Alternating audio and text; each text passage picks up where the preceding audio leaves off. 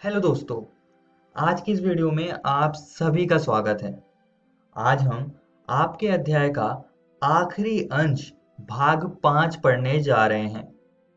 पिछली वीडियो में हमने हार्डी वेनबर्ग सिद्धांत को पूरा पढ़ लिया था और इस वीडियो में हम विकास का संक्षिप्त विवरण और मानव का उद्भव और विकास इन दोनों को पढ़ेंगे।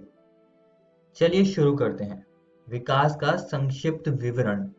इस विषय बिंदु में हम जानेंगे कि विकास से क्या क्या बदलाव हुए थे और वो कैसे इस धरती पर हुआ था। तो लगभग 2000 मिलियन वर्ष पूर्व पृथ्वी पर जीवन का प्रथम कोशिकीय रूप प्रकट हुआ था। ये अब कैसे प्रकट हुआ था, ये चीज अज्ञात है, ये चीज कोई भी नहीं जानता है। लेकिन इनमें से कुछ कोशिकाओं में ऑक्सीजन को मुक्त करने की क्षमता होगी। यह अभिक्रिया प्रकाश अभिक्रिया के समान रही होगी, जो कि आजकल के पौधे प्रकाश संश्लेषण के दौरान करते हैं। और फिर धीरे धीरे एक कोशिकीय जीव बहुकोशिकीय जीवों में परिवर्तित हुए होंगे। और 500 मिलियन वर्ष पूर्व अकशेरुकी जीव, जिन्हें हम इनवर्टिब्रेट्स कहते हैं, ये जीव बने एवं क्रियाशील हुए होंगे। जबड़े रहित मछली 350 मिलियन वर्ष पूर्व विकसित हुई होंगी। समुद्री खरपतवार एवं कुछ पादप 320 मिलियन वर्ष पूर्व अस्तित्व में आए होंगे। पादप धरती पर सबसे पहले प्रकट होने वाले जीव थे। पशुओं के आने से पहले ही ये पूरी पृथ्वी पर फैल चुके थे। और दोस्तों, सन 1938 में दक्षिण अफ्रीका में एक मछली पकड़ी गई थी, जो कि थी सीलाकैन थी, जिसे कि विलुप्त मान लिया गया था। और ऐसे ही प्राणी पहले उभयचर प्राणी के रूप में विकसित हुए होंगे और ये जल एवं थल दोनों पर रहे होंगे। लेकिन हमारे पास पहले उभयचर प्राणियों का कोई नमूना नहीं है। हालांकि ये आधुनिक युग के प्राणी मेंढक एवं सैलमेंडर जीवों के पूर्वज रहे होंगे। फिर बाद में उभयचर प्राणी सरीसृप के रूप में विकसित हुए और एक बार फिर आज हम सिर्फ इनके उत्तराधिकारी जैसे कि टर्टल, टॉर्टोइस, क्रोकोडाइल, इन सभी को देख सकते हैं। अगले 200 मिलियन वर्ष पूर्व विभिन्न आकार के एवं आकृति वाले सरीसृप पृथ्वी पर हर जगह फैल गए थे। इनमें से कुछ जमीन पर रहने वाले सरीसृप वापस समुद्र में चले गए और वे मछली जैसे सरीसृपों में विकसित हो गए थे, जैसे कि इख्थियोसॉरस। और ये सारी बातें 200 मिलियन वर्ष पुरानी हैं। बेशक पृथ्वी पर रहने वाले सरीसृप थे डायनासोर, जैसे कि टी रेक्स। ये बहुत ही विशाल थे। ये टी रेक्स तो 20 फुट जितना ऊंचा था। लगभग 65 मिलियन वर्ष पूर्व अचानक पृथ्वी से डायनासोर समाप्त हो गए। इसका कारण तो सही तरीके से नहीं पता, लेकिन शायद उल्कापिंड या मौसम में बदलाव के कारण ये पृथ्वी से समाप्त हो गए होंगे। कुछ समय बाद पहले स्तनधारी प्राणी इस पृथ्वी पर आए, जो कि श्रू के जैसे दिखते थे। और आप श्रू की फोटो साथ में देख सकते हैं। अब जो ये स्तनधारी प्राणी थे, ये बाकी जीवों से ज्यादा समझदार थे, जैसे कि वो अपने आसपास के खतरे को भांप लेते थे। वैसे उस समय पर इतना ही समझदार होना काफी था उत्तरजीविता के लिए। आइए दोस्तों, अब आगे बढ़ते हैं और मानव का उद्भव और विकास को समझ लेते हैं। इसमें हम जानेंगे कि मानवों का उद्भव कैसे हुआ और कैसे वो विकसित हुए, कौन कौन से बदलाव उनमें हुए थे।